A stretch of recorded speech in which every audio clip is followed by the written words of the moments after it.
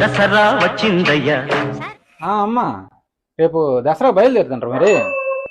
ఏడు బయలుదేరుతాం నాన్న, నువ్వు వచ్చి పిలుపు చేసుకుని వెళ్ళిపోనవు గానీ. ఇప్పుడు మీ ఊరు రావాలంటే మాకు రాను పోను ఖర్చులు 10,000 రూపాయలు అవుతాయి. అలాగే నీ పాసి బట్టలతో వచ్చి గెలమా, కళ్ళు నలుగురు కొత్త బట్టలు ఉండాలి.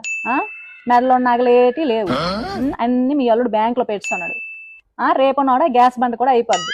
ఇంట్లో ఉప్పు లేదు, పప్పు లేదు, అసలు దసరా సామాన్లు ఏటి లేవు.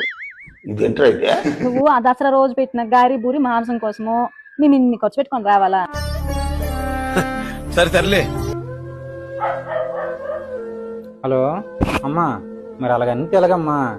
1,00,000 రూపాయలు నీ అకౌంట్లో వేస్తాను, అందరూ సంతోషంగా సరదాగా రండి అమ్మా, సరేనా?